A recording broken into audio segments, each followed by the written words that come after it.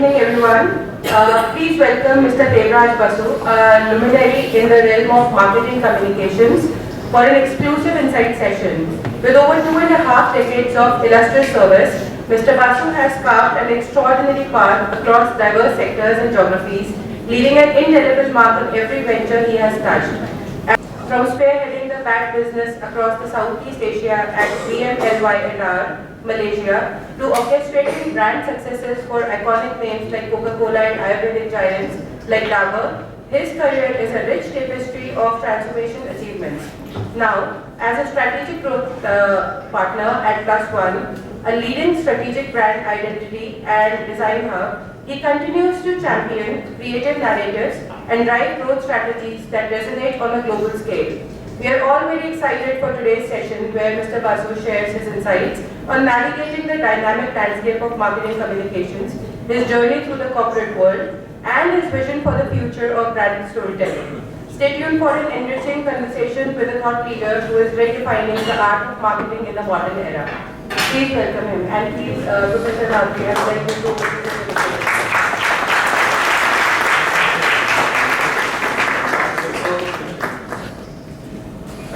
So this is also my Guru Darshina, so because he was also my teacher at some point. Wow, that makes me look very old, but He's not that old. I mean, I try not to look old. Okay, thank you guys. So what to do?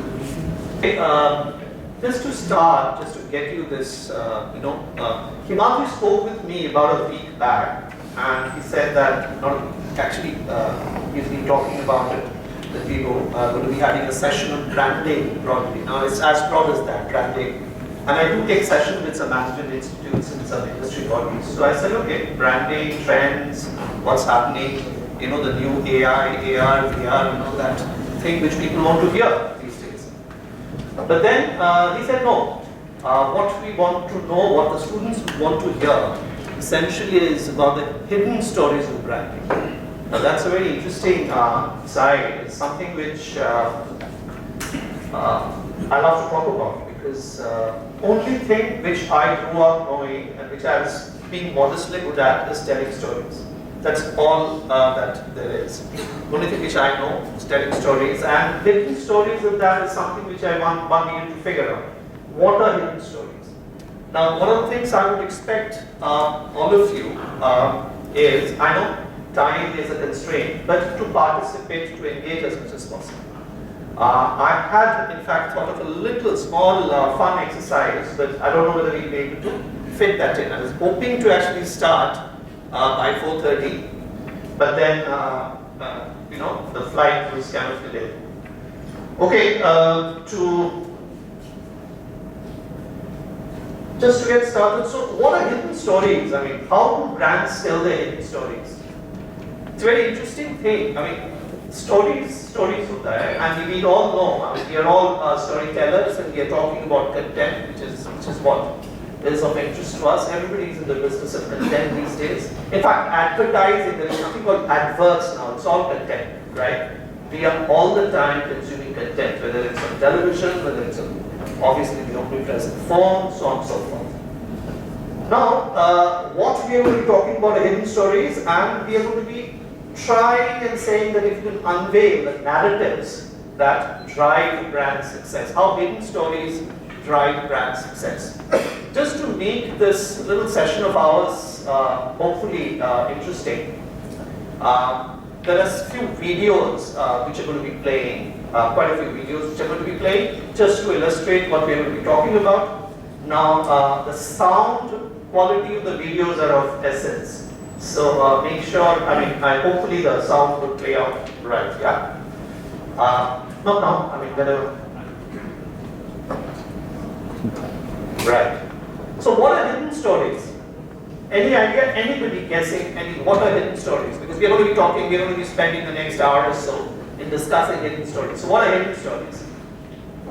Anybody?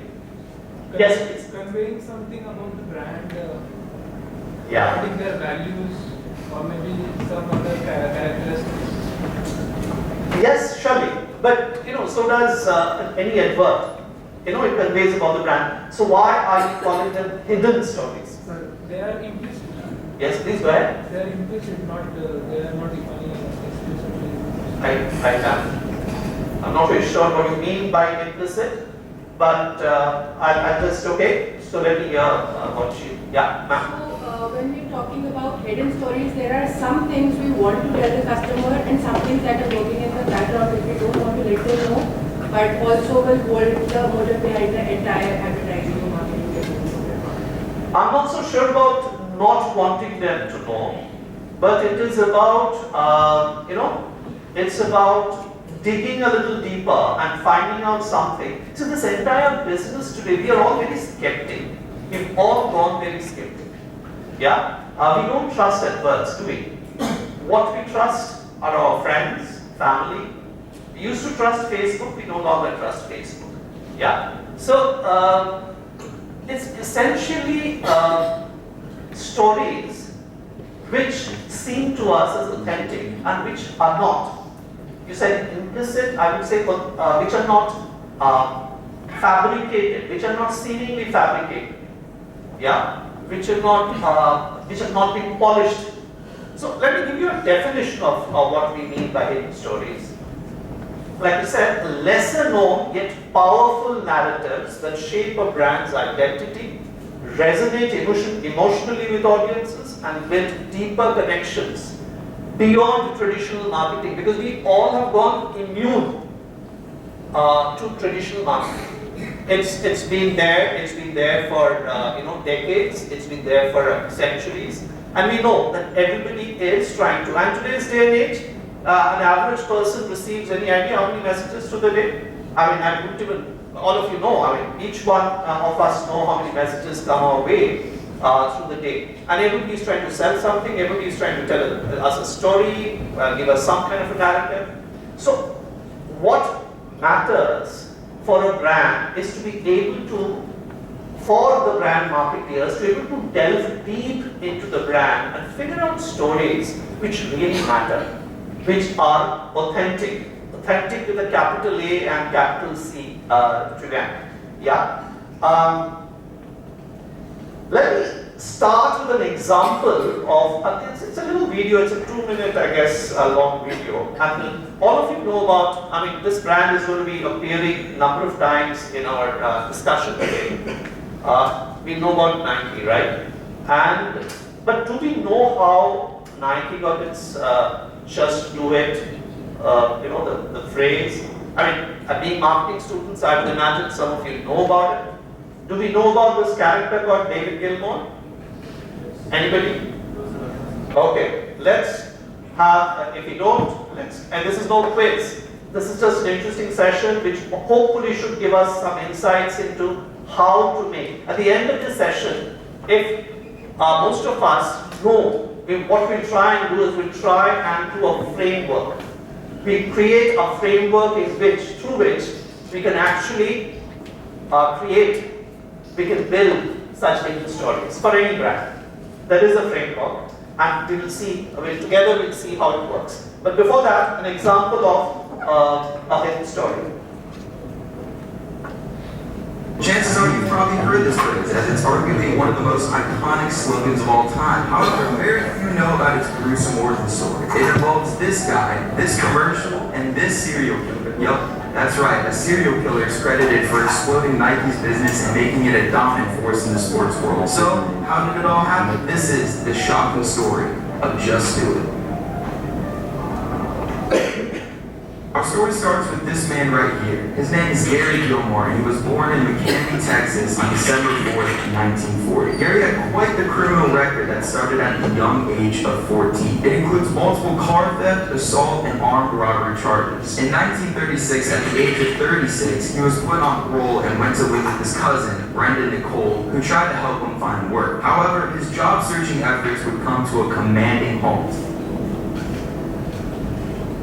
On the evening of July 19, 1976, Gilmour robbed and murdered Max Jensen, a gas station employee in Orem, Utah. The next evening, he robbed and murdered Benny Bushnell, a motel manager in Provo, Utah. The record shows that Gilmour shot himself in the hand in the process and fled to his cousin for medical aid, but she turned him in over to the police. Gilmore was sentenced to death in October of 1976 and sent to Utah State Prison the same year. When he reached the end of death row 3 months later, on January 17, 1977, he was asked if he had any last words. Facing down a 5-man firing squad in a plain t-shirt with a bag over his head, Gilmore said, "Let's do it." Now I know what you're thinking. How does this all tie into the most iconic sports slogan of all time? Well, now let me introduce you to this man. His name is Dan Wyden. He's an advertising executive who co-founded the Wyden plus Kennedy advertising agency in Portland, Oregon. Like Gary Gilmore, Danny was a Portland native. Dan vividly remembered the killer's crimes and, more importantly, the last 3 words he said before he was shot. He took inspiration from those words and would later birth the idea of just do it. He pitched the idea to Nike in 1987, who at the time was failing to keep pace with the more fitness-focused approach of Reebok. However, Nike wasn't finding the idea. Phil Knight, Nike's co-founder, told Dan that, "I don't need that shit." Wyden said, "Just trust me on this one," and eventually changed Knight's mind. "I like the do it part of it," Wyden told filmmaker Doug Bray in his 2009 documentary Art and Copy. In another interview, Dan said, "I was trying to write something that would tie it up so it could speak to women who had just started walking and get in shape, to people who were world-class athletes, and have that same kind of connection with them." At the time, Dan and the marketing team at Nike had no clue what was in store for them as a result of using those 3 simple words. Now it's time to introduce this ad right here. This is the first ever television ad to feature the Just Do It slogan. It was released in 1988 and features a man named Walt Stack, an 80-year-old man that claims he runs 17 miles every morning, even in the wintertime. At the end of the 30-second ad, the 3 iconic words, "Just Do It," would flash on the screen. That simple commercial would change the trajectory of Nike's business forever. The brand sales subsequently exploded after the release of the ad. Dan said, "The general public surprised us all. Immediately, Nike started getting letters, phone calls, and so did Wyden plus Kennedy." He also added, "I think what happened was sort of like with a lot of things in life. It's the most inadvertent thing you don't really see. People started reading things into it, much more than sport." After the booming popularity of the original commercial, the famous tagline would be branded into Nike's ad campaigns and brand image for the next 3 decades and counting. The next big hit with consumers was the "If You Let Me Play" campaign, which of course featured Just Do It. It was targeted towards women to motivate them to play and be included in sports, and was wildly popular. But most importantly, the hit campaign continued to embed Just Do It in consumers' minds across the globe and propel Nike sales past all of its competitors. Nike sales grew by more than 1,000% over the next decade from the release of the original Just Do It ad. In 2021, Nike's revenue hit $44.5 billion. Okay, this one goes on, so I'll just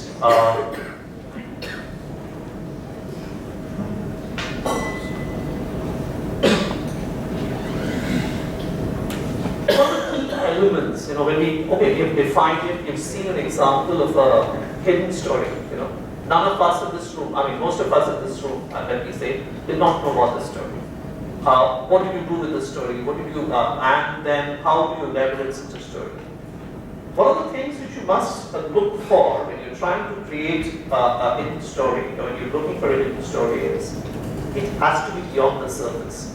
More than ads and logos, these are the unseen moments behind the brand, the real moments behind the brand, what created the brand. That creates the hidden story.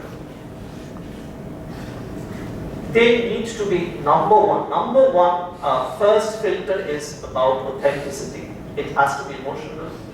Emotion actually, drives action, as we know.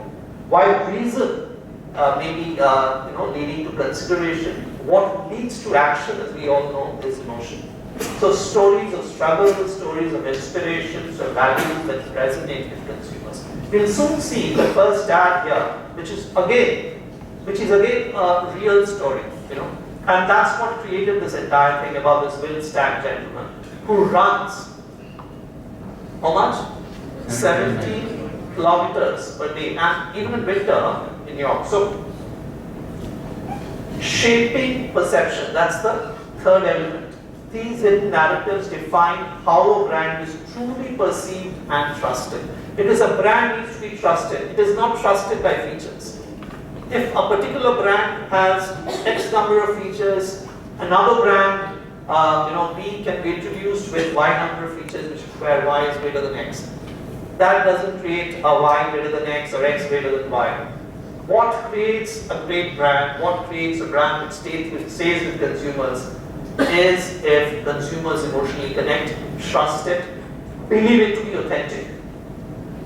They're prepared to forget a lot of shortcomings of the brand, even if a brand fails, even if it doesn't deliver, even if there are issues in the market, the prices go up, consumers stick to the brand because they love its authenticity. We'll come to all these as we go along.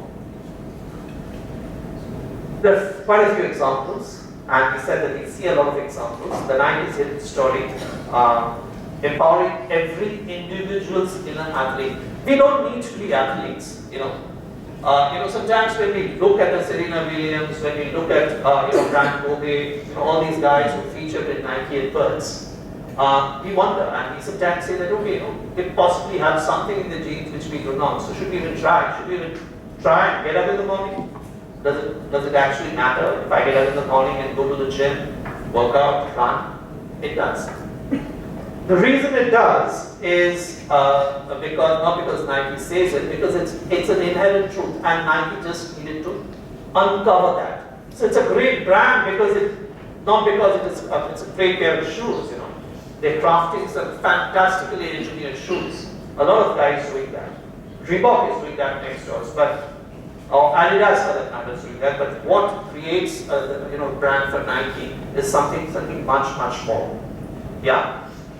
Another great brand, and we'll talk about this brand also, is the Airbnb, the hidden story of Airbnb. We'll come to that. But, where Airbnb, there's a brand obviously which has suffered during the COVID times. It's not belonging. It's talking about a particular emotion which is, in today's context, in today's international context, it is significant. Because today more and more the world is kind of getting separated. There are territories which are kind of evolving. Here's a brand that says that all human beings are actually equal. You can actually be belonging anywhere. And once the differences are when you don't know a person. When you go and stay with a person, whether it's in Afghanistan or whether it's in Turkey, whether it's in Australia, whether it's in US, when you stay with a family, the differences vanish because of all the human beings. And that's the largest story which Airbnb, and through Airbnb, the stories of Airbnb, and it's Brian, the guy who started it, and it started by an accident. There's a hidden story there.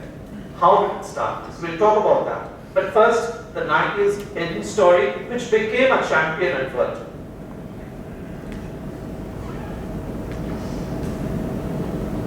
Sorry. It's a very interesting brand because one place it gets very human, like this. Everybody, all of us can be champions. All of us have this champion inside you. At another place, like I'll show you of a few videos, it really pushes you. It really tells you that you have no sympathy. Kobe brands. I don't know how many, if any of you have seen some recent commercials and communication for Nike. It's monstrous. It actually is very edgy. One of the reasons, the brand has been successful, the brand marketers say, is because it is so edgy. Really edgy communication. So it spans the entire network from being that everybody can do it. Yes, everybody can do it. To saying that, listen.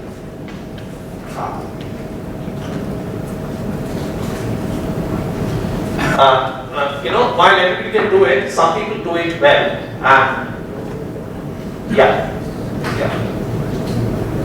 Okay, true. This one.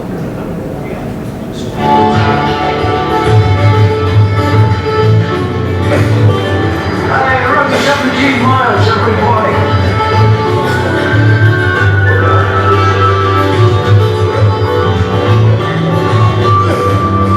People ask me how I keep my teeth from chattering in the wintertime.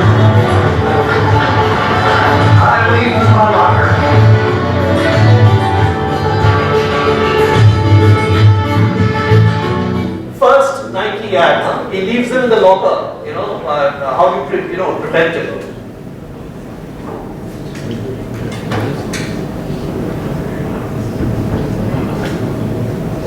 And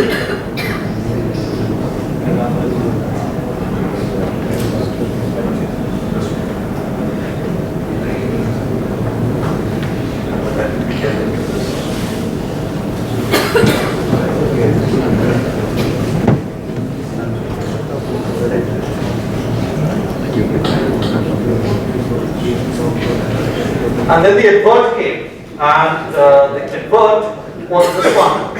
Again, this is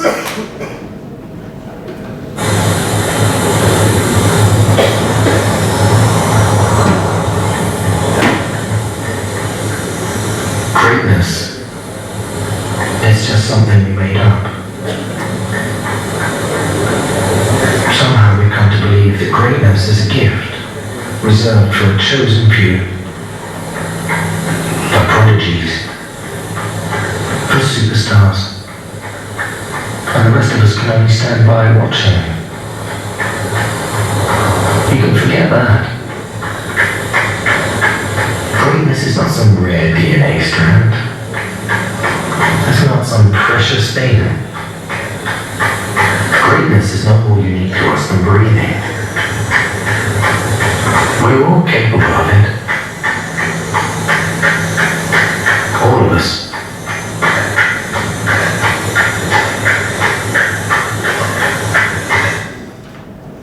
So, this came directly from the that particular ad. It's very interesting. It came from that ad.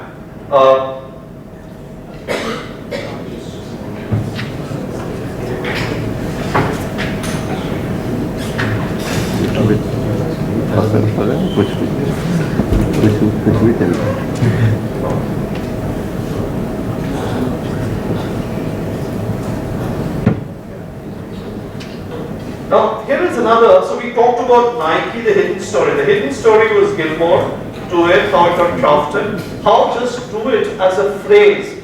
But they found this story about this man, how this real life story, got amplified, and then the adverts came. So, we will similarly see, a little interview of Brian with the guy who started the Airbnb, the cereal box story. Now we'll have to rush through it because there are quite a few things we are here, we want to talk about it. So let me give you the gist of it. So Brian, when this entire thing started, he was a designer. He just came to a town, to a city, and there were no rooms left. So here goes his experience. In 2008, did anybody tell you it was a good idea? No, I mean, it was pretty universally considered a terrible idea. I remember the first person I told the idea to, I said, hey, we've got this idea, we're gonna build this website where strangers can host other strangers in their homes. And the person who was kind of somebody I looked up to in Los Angeles, he looks at me with a straight face. I said, yes. He said, Brian, I hope that's not the only idea you're working on. And that was, by the way, one of the nicer things people said. But the reason I think it worked was because I stumbled into this idea with my roommate. I mean, there was this design conference coming to San Francisco in October 2007. I couldn't afford to pay rent. This design conference coming to San Francisco, all the hotels are sold out. We made this idea, we said, wouldn't we just turn our house into a bed and breakfast for a design conference? I didn't have any beds, but Joe had 3 air beds. We pulled them out of the closet and we called it airbedandbreakfast.com. We made enough money to pay our rent, but more importantly, we actually ended up making friends with these 3 people because they lived with us for a week. And at that point, I think we realized if people could experience what we experienced, that this would be an idea that would spread around the world. But little did I know that it was going to be a very difficult uphill road. So where did you get your initial money? Was that the Y Combinator from Paul Graham? Well, actually, there's kind of a weird story about how we raised money. So we had this kind of quirky idea to sell collectible breakfast cereal.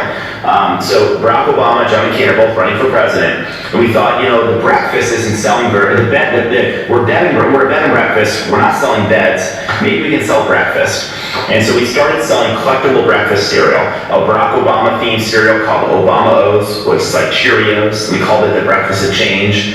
And we learned about John McCain was a captain in the Navy, so we called it Captain McCain's, a maverick in every bite. And we made these really funny looking cereal boxes. We actually ended up selling $30,000 worth of collectible breakfast cereal, and that was actually originally how we funded the company. So now it's late 2008. We're like desperate. We've launched 3 times. No one's using it. I'm hot gluing cereal boxes in my kitchen. I'm thinking to myself, I wonder if Mark Zuckerberg or Steve Jobs ever had to hot glue cereal boxes in their living room. The answer was no, they hadn't done it. This was a foreboding sign. And I'm going out to dinner at a Thai restaurant in San Francisco with the founders of Just Net TV from Y Combinator. And they said, you should join Y Combinator because you guys are dying. And I thought, well, it's probably too late. We already launched. But Paul Graham eventually allowed us to apply. We actually missed the deadline, but he allowed us to apply after the deadline. And we got an interview, and that's when Paul Graham said, like, in our first question, people are actually doing this? And I said, yes. And he goes, what's wrong with them? So the interview kind of went downhill from there. He admitted he hated the idea of Airbnb at first, so he didn't get it. But as we're leaving the interview, my roommate, Joe, hands him a box of Barack Obama cereal that we made. And he looks at it and he goes, what is this? Why am I getting this? And we said, this is how we funded the company. And he looks to us, he said, if you can figure out how to get people to pay $40 for a $4 box of cereal, maybe you will convince them how to sleep in each other's homes. Yeah, if you convince people to, buy something for $40 which actually costs $4, maybe you will convince them. So that is what people said to him. Now, that's history. I mean, we all know what happened after that.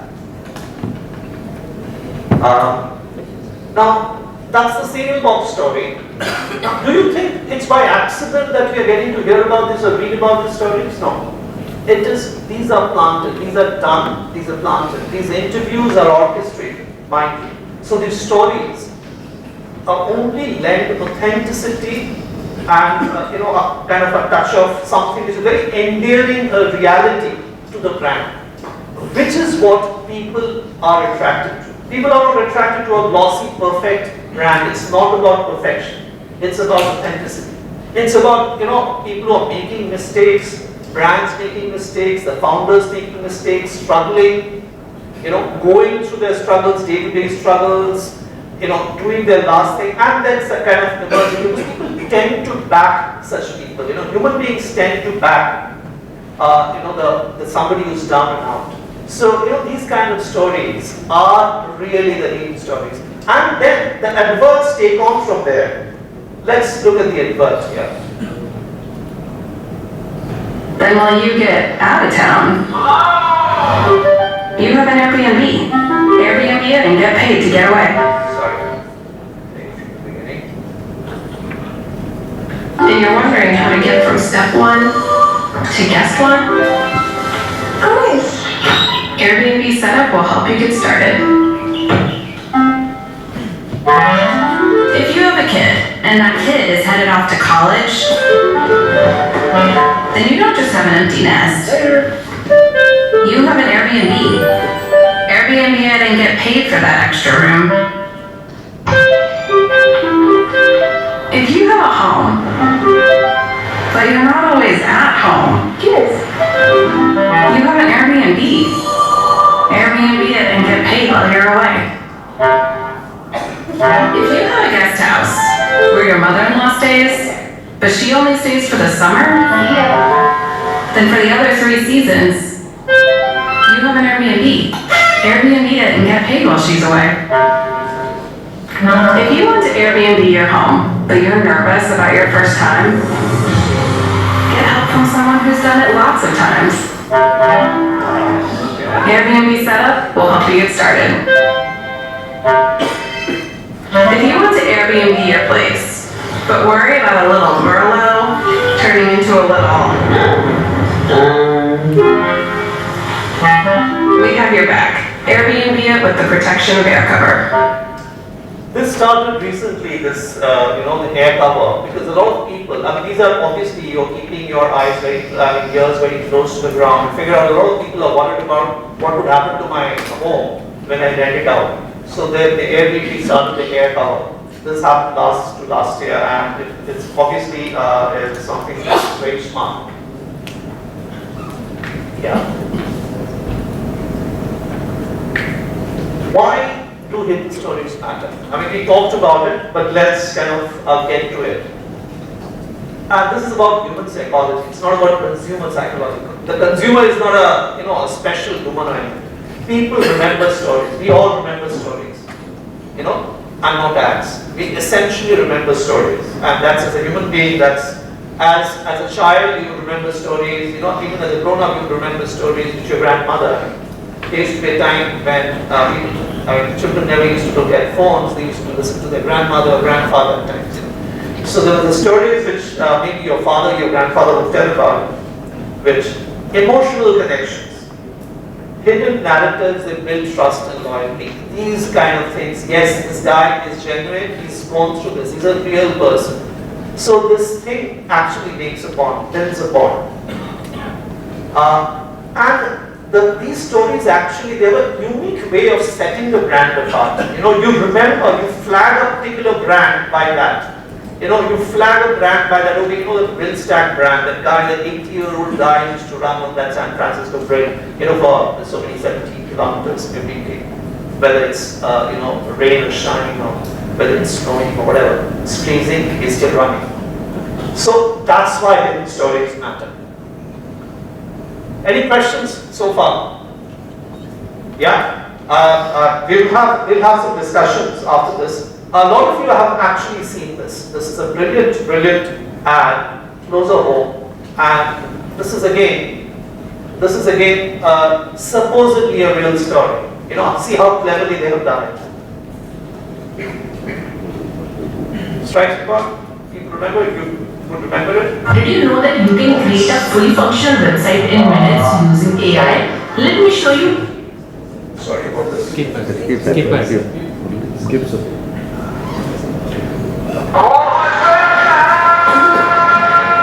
ये मैं, ये यूसुफ, लौट गया सी मेरा। लाहौर में हमारे घर के सामने एक बड़ा बाग था। उस बाग का गेट बाबा ने लगवाए। रोज शाम को हमने वहाँ पतंगें उड़ानी और उसके बाद जाके यूसुफ की दुकान से जजरिया चुरा के खानी। जजरिया? और मेरा साथ मस्त हो गया। मेरी पोती मुंबई वाली।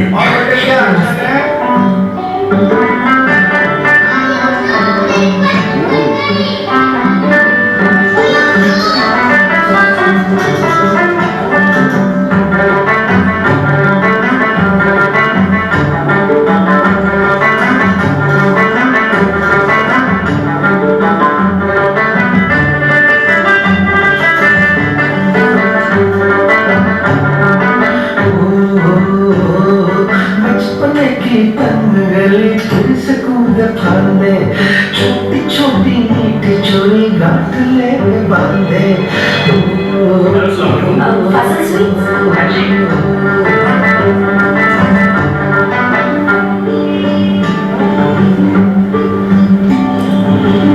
दादाजान, दिल्ली से किसी की कॉल है। Hello, Yusuf uncle? कौन? जियो सोहन बोल रही हूँ दिल्ली से। आपके बचपन के दोस्त बलदेव जी की पोती। याद है बचपन में आप दोनों झजरिया चुरा के खाते थे? बचपन की तंग गली फिर से कूद फांदे छोटी छोटी मीठी चोरी गांठ लेके बांधे एक पतंग सा उड़ता था परिंदों की तरह एक दौर था मन मोर था एक दौर था मन मोर था। पार्टीशन के वक्त हम रातों रात हिंदुस्तान आ गए।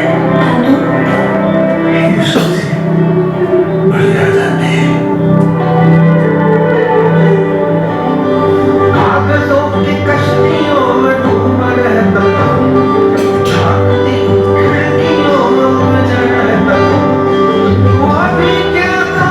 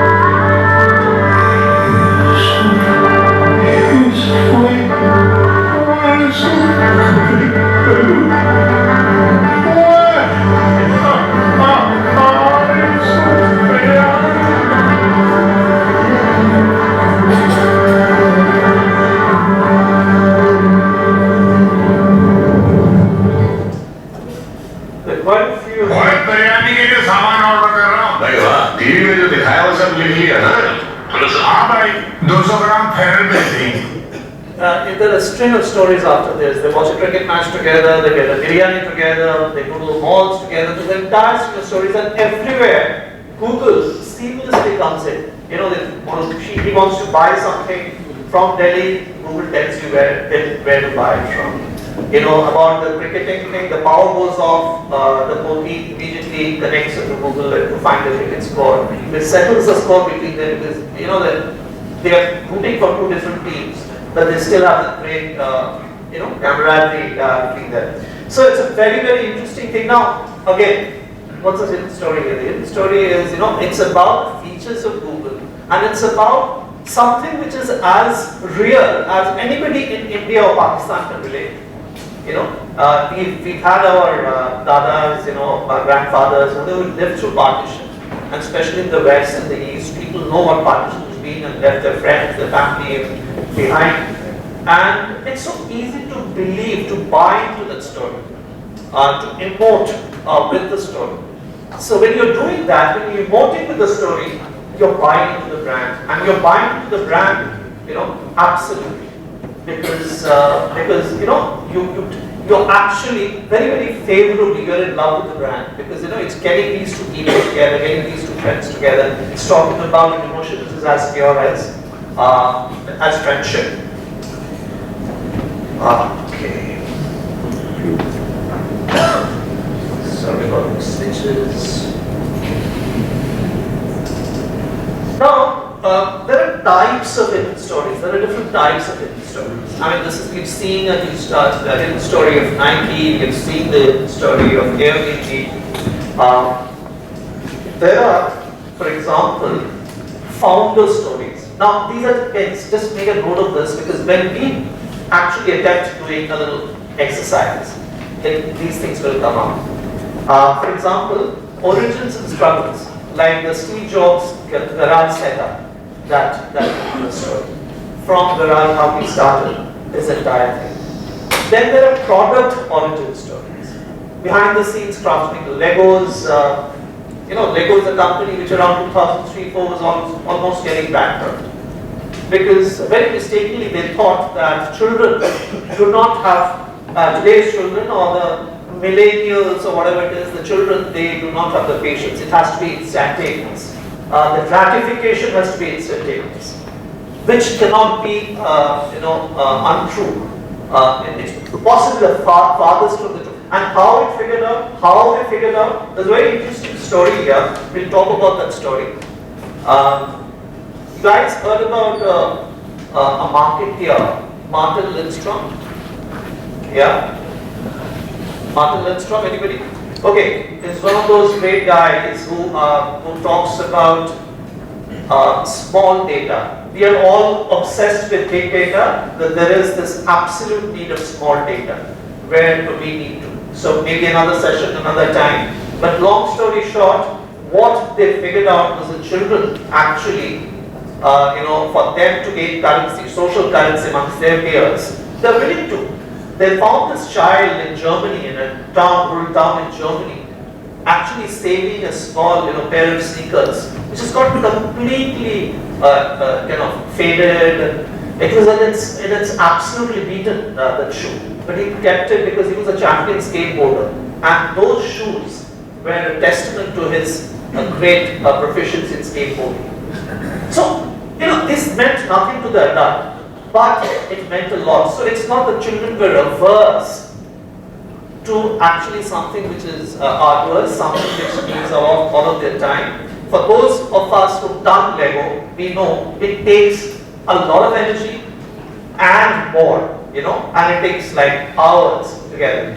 And there was this pressure, all big data was indicating that Lego should stop these big, long, arduous processes and make it instantaneous. So they were getting into a lot of things. They were getting into theme parks, they were into children's toy stores, they were getting into clothing, all those things. And then they stopped it. They went back to what they had started doing, which is those Lego things. They made them even more complicated. And Lego became successful again. So it's a great story. We can talk about it. The other types of hidden stories are customer experience and user-generated stories. You know, Airbnb, belong anywhere, that thing is a wonderful, you know, for those of you who have seen that, and we can see a few. Like I said, time is a constraint, but we could actually run through quite a few of these Airbnb stories.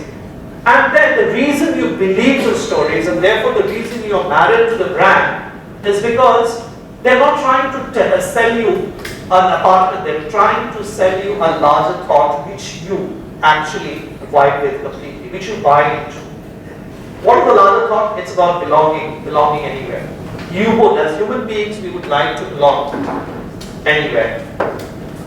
Brand values and culture, internal narrative shaping perception. Example, heard about this brand Patagonia?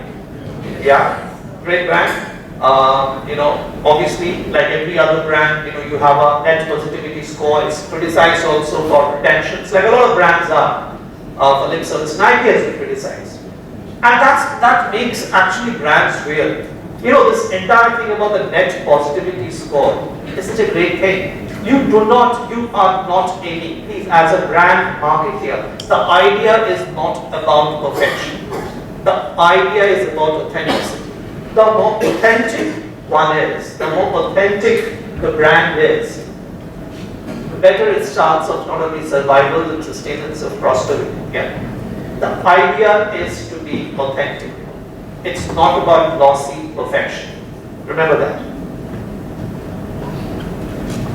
We'll see this very briefly, this one.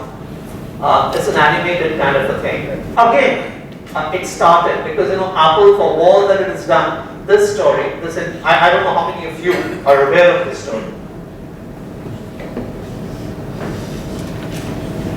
Imagine a world without iPhones, MacBooks, or even Pixar movies. Hard to picture, right? Well, there was a time when none of these existed, and then came a man with a vision, Steve Jobs, a name that became synonymous with innovation, creativity, and thinking differently. Steve Paul Jobs was born on February 24th, 1955, in San Francisco, California. But his story began with a twist. He was adopted as a baby by Paul and Clara Jobs, a working-class couple in Silicon Valley. From an early age, Steve was curious, rebellious, and had an insatiable passion for electronics. His father, a machinist, introduced him to the world of engineering, showing him how to take apart and rebuild gadgets in their garage. But Steve wasn't your typical straight-A student. He was smart, brilliant even, but school bored him. He wanted to learn on his own terms. After high school, he enrolled at Reed College, but dropped out after just 6 months. Why? Because he believed he was wasting his parents' money. Instead, he started attending random classes that actually interested him, like calligraphy. Little did he know, this seemingly small decision would later revolutionize typography and computers. In 1976, in a small garage, Steve Jobs and his childhood friend Steve Wozniak created something that would change history,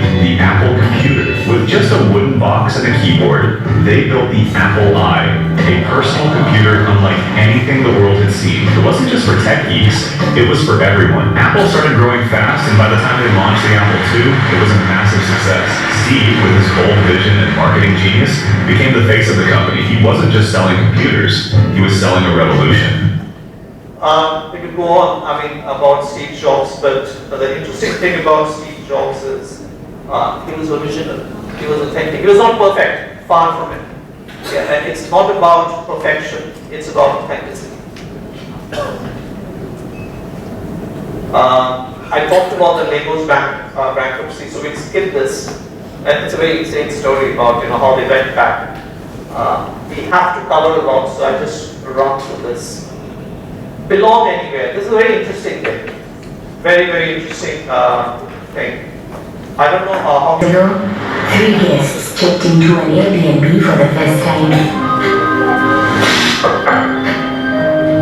Today, 3 new guests check in every half second, making each half second a chance to go from stranger to friend. To embrace another culture. To see yourself in someone else from across the globe.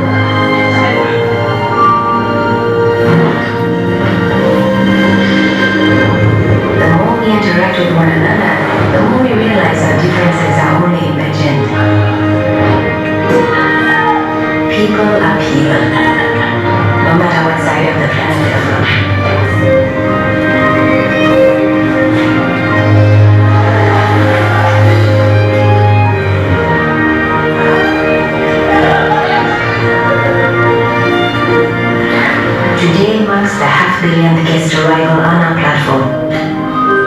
as well as one more half second, towards a world where anyone can belong anywhere.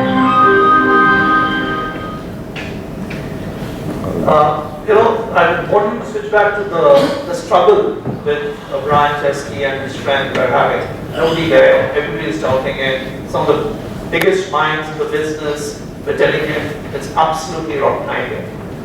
Now, this thing about belong anywhere, this philosophy of belonging anywhere, and to be able to market that philosophy. People choose Airbnb because of that. It's not because it's practical. Some of the hotel rooms are practical, some of the hotel rooms are actually better, But the reason, because you would want to actually embrace another culture, live another culture, it's not about, like they used to say, it's not about going to Paris, it's about living in Paris. That.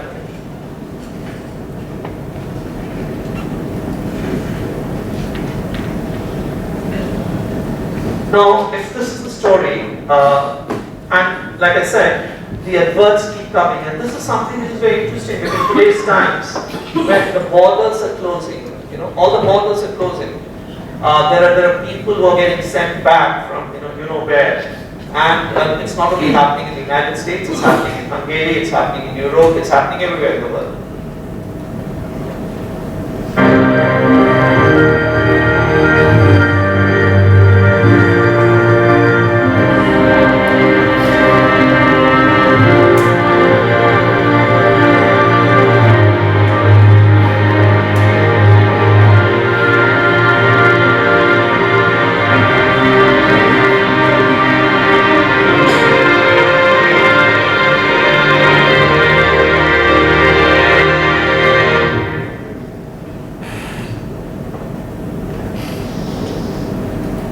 Ironic, when you look at what's happening today, it's pretty ironic.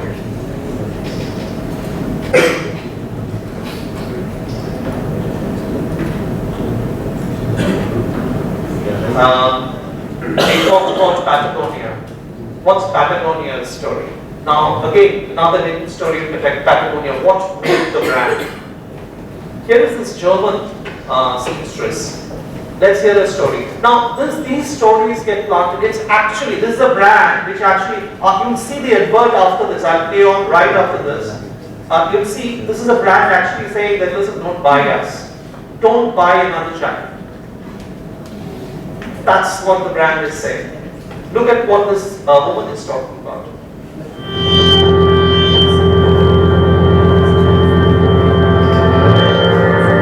I'm Barbara, I'm from Munich, Germany, and I'm a seamstress. My main feature is on customized outdoor garments that enjoy the craftsmanship and working with the fabrics and the creative part of it. I try to do them ecological correct the best I can. I only use organic cotton, I use a lot of wool, and I'm really careful on choosing my fabrics, what I work with. Having one piece that is a companion for you for a long time is the most ecological thing you can do with outdoor garments. I work quite a lot for Patagonia now on the one-way program, and what I enjoyed most is that people are so happy if they get their garments back. They have this smile in their face and they're happy to keep on wearing it. Well, I have this Patagonia puffball here.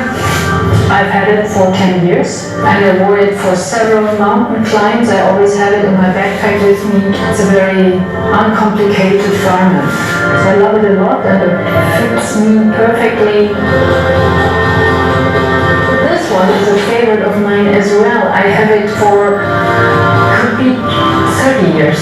I'm 50 now and I bought it when I was around 20 and I bought it in Canada actually. I did even a repair here and a little purple stitching on you. I try to live a low impact life in the city, using my bike, caring for the waste I produce, caring for what I buy, what I need.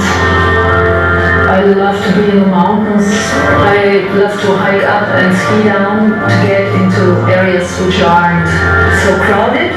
I really enjoy being out here on my own sometimes because it gives me some grounding and I feel nature the best. Or it's nearly like meditation and you have all this white snow around and makes you mind free, sets your thoughts aside. A little harm you always give on nature with technical stuff. You need polyesters, you need water repellency, all that stuff, but if you keep your garments longer, the impact gets smaller.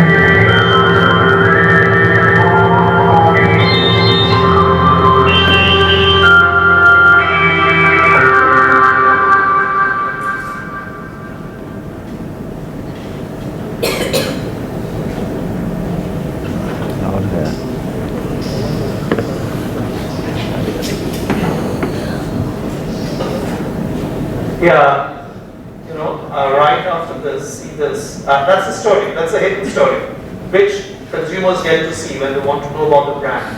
And this is what the brand says when it's creating communication. Everything we make has an impact on the planet. The clothing industry dumps waste into landfills, rivers, and oceans, exploits workers, and contributes up to 10% of the pollution driving the climate crisis. All to sell you this t-shirt. But it doesn't have to be this way. What you buy is what the industry becomes. You have the power to change the way clothes are made.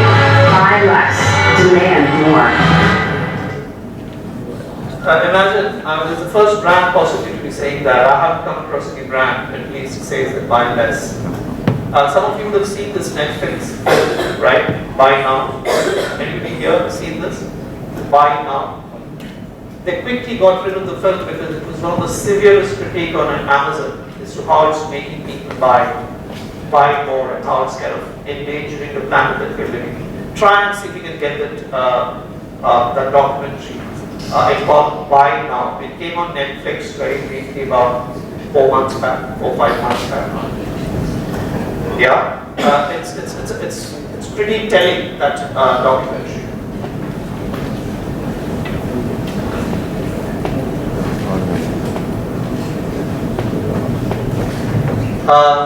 Now, of all the brands, I said that I'll get back to Nike. The reason I said I'll get back to Nike is possibly because they have exhibited possibly the most mastery in this entire storytelling, hidden storytelling business. We'll see how. We have to rush, unfortunately. I've been warned by the gentleman that you guys have a class at 6:20, right? So, it's nobody's mistake, but we'll see what we can do about it. We'll skip this. If you can, please look up this early struggles of Nike. Now, these are things which fill up Nike's website and other things. People find out that, you know, they make the brand real. When you trust a person, what kind of a person do you trust? Do you trust a person who's perfect? You know, it's robotic. We never trust it. We don't. It has to be human being. And human being, there are mistakes. There are obviously, faults in a human being. But the intent is there. The authenticity and the intent. That's what. Yes, the person. It helps. The person looks good, speaks well, smells good. But authenticity matters. The same thing with brand, and that's how we relate with brands. It's not the gloss and the polish. It's the authenticity. After the gloss and polish, once you're attracted to it, after the gloss and polish, it's the authenticity. Now, these are the stories, like early struggles, which make a brand like a human being, that it will struggle. It's like any one of us. Can anybody say, whether it is a Djokovic or a Nadal or any one of us who comes first, second, or whatever in their schools, that he or she didn't go through the struggles? All of us have. All of us as individuals go through the struggles. To deny those struggles, to say that I've been perfect, is possibly not the right thing to do. And same thing applies to brands. Brands are real entities, living entities, and they would be trusted if they are authentic, if they are real. So the stories of their struggles early are absolutely great. Now, Just Do It, we have seen how the origin of Just Do It, which makes it interesting. Now, we will spend a little time on athlete-driven narratives. Now, this is where the brand really pushes it. and we'll see how it pushes it. Some of the commercials, some of the communication, the content here is absolutely fantastic. And the Find Your Greatness campaign which we talked about. Trump to Triumph, we'll see some other time, or you guys can look it up. The origins, we have seen it.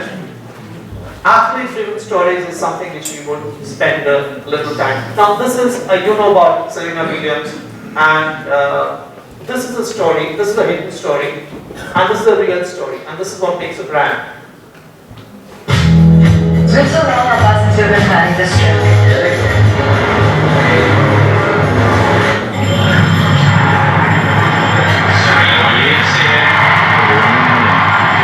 I'm just so grateful because On August 9th, 2022, Serena Williams announced her retirement. 2 days later, Nike released a year-long study, a showcase of what it takes to stay on top for over 2 decades. From fear, insecurity, nervousness, to power, experience, mental toughness. This is Never Done Evolving, featuring Serena Williams, an AI study in the form of avatars that reveals the evolution needed to become the greatest of all time. We analyzed all data and footage from official tournaments throughout Serena's career. Machine learning was able to model each era's playing style, decision-making, shot selection, reactivity, recovery, and agility, creating the most accurate virtualization ever done with an athlete. Serena's avatar's data is being used to improve techniques for young athletes and product technology. It's a first-of-its-kind approach in the sports industry. To make it accessible and inspiring to everyone in the world, we turned the study into a live virtual match. Starring 17-year-old Serena, the age she won her first Grand Slam, against 35-year-old Serena, the age she won her 23rd Grand Slam.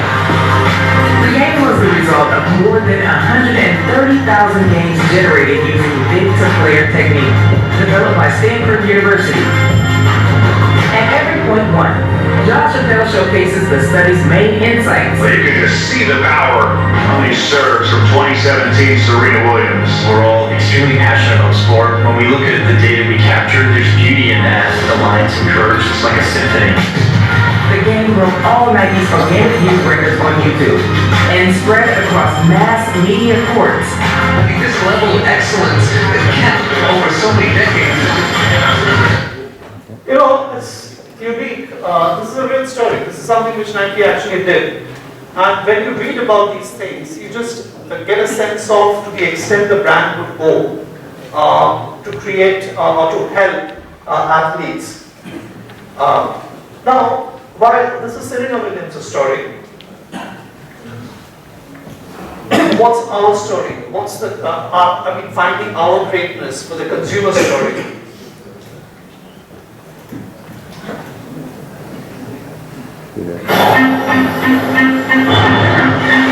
There are no grand celebrations here, no speeches, no bright lights.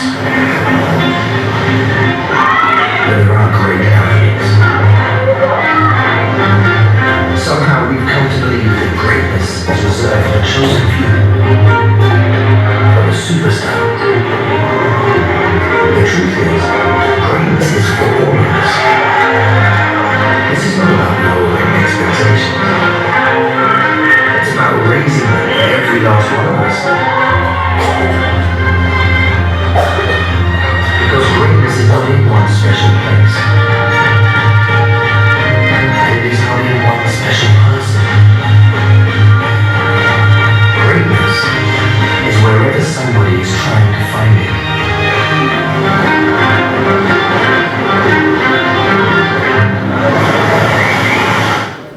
Find your greatness.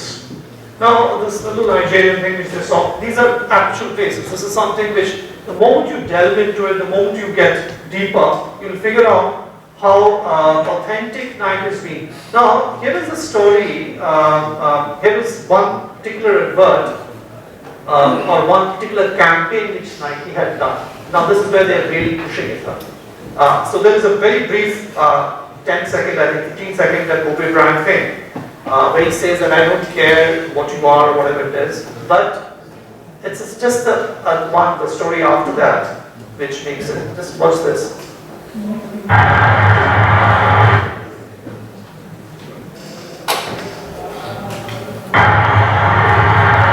don't care how you get there. I don't care what you do to get there. Goals the way.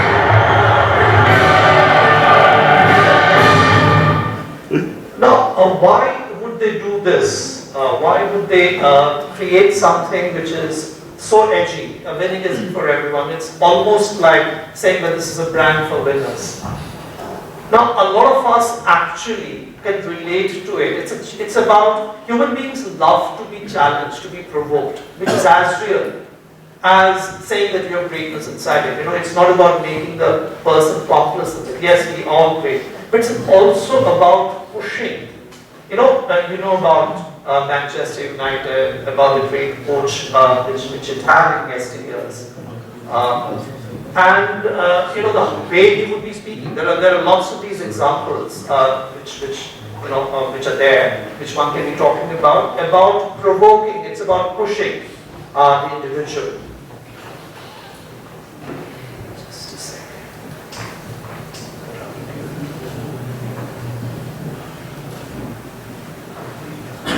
This is one of my favorite commercials. This is really edgy. This is really edgy, and it goes to it's one of the things which Nike also got criticized for this particular commercial. I don't know if any of you've seen this, but this is born out of this hidden story that winning isn't for everyone. Winning is definitely not for everyone. But when you hear this, you want to win. You want to push it. It's not about becoming a champion. It's not about winning it. It's about giving your best. This is really, yeah. Am I a bad person? Tell me, am I? I'm single-minded. I'm deceptive. I'm obsessive. I'm selfish. Does that make me a bad person? Am I a bad person? Am I? I have no empathy. I don't respect you. I'm never satisfied. I have an obsession with power.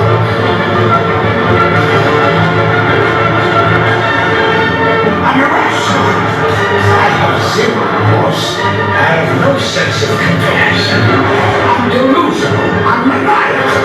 You think I'm a bad person? Tell me. Tell me how I am. I think I'm better than everyone else. I won't take what's yours and never give it back. What's mine is mine, and what's yours is mine.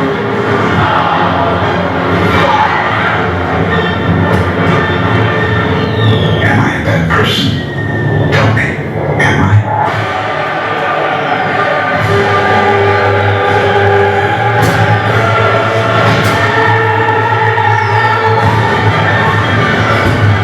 Does that make me a bad person? Tell me, does it?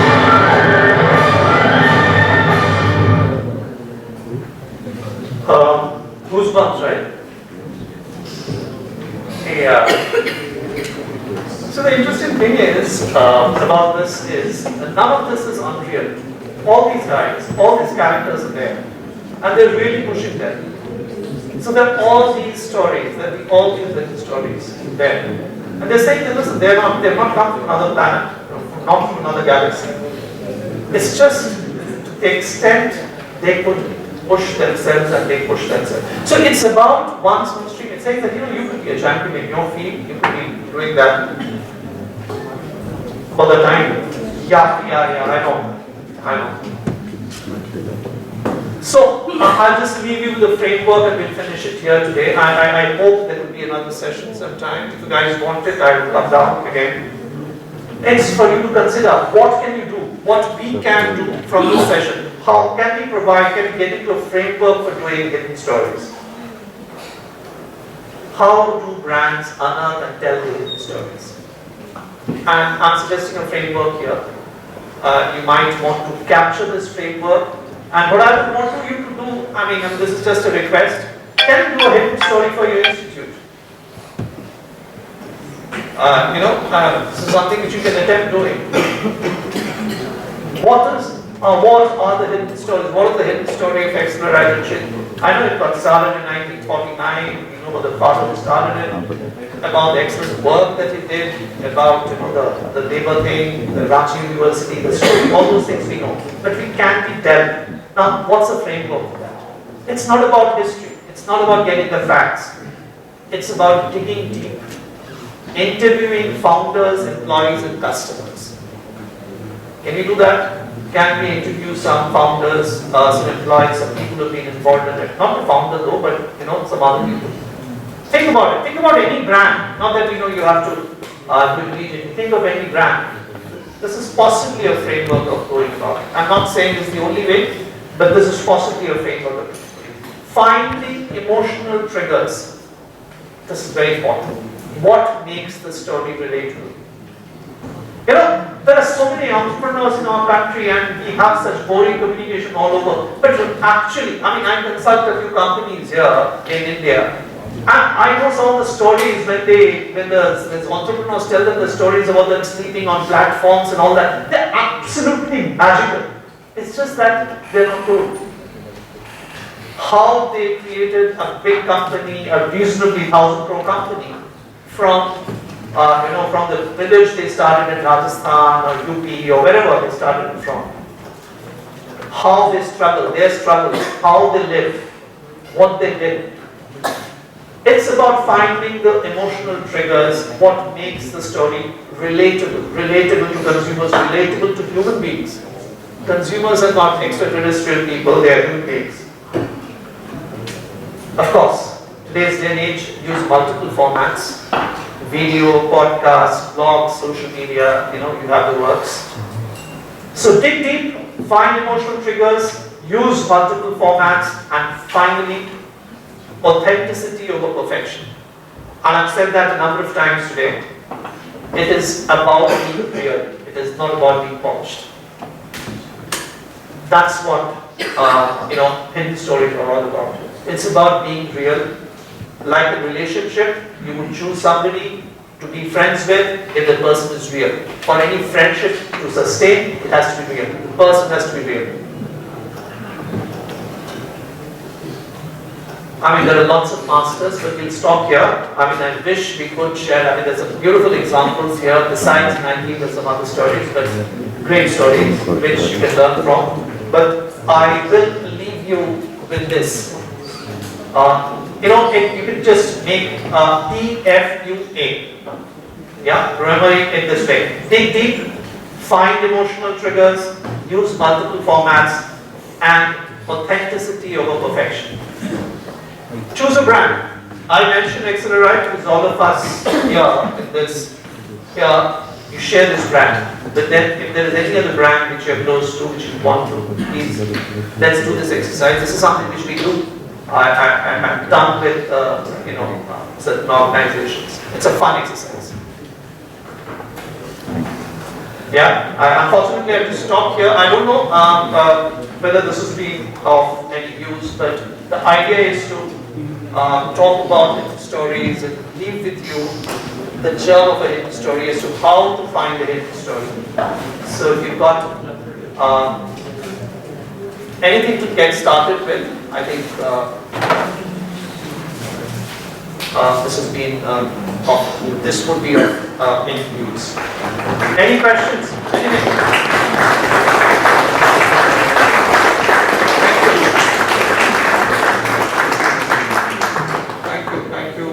Thank you so much.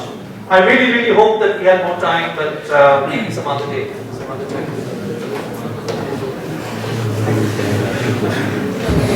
Thank you everyone. What an enriching and insightful session it has been tonight. On behalf of the entire PGDM batch, I would like to extend a warm vote of thanks to Mr. Devraj Basu for sharing with us his experiences and knowledge regarding how we unveil the hidden narratives behind a brand. He has shared eye-opening facts about how these hidden stories resonate emotionally with audiences and how they build deeper connections rather than traditional marketing by sharing the interesting story of Nike's iconic tagline, "Just Do It," which guides us in empowering every individual's inner athlete, and also Google's poignant ad, which has sparked a keen interest within all of us present here this evening. He has broadened our understanding of these strategies and opportunities arising for all of us. So we all express our gratitude and for the revelations and learnings shared with us today, sir. Please join me in extending our sincere thanks to our guest of honor today.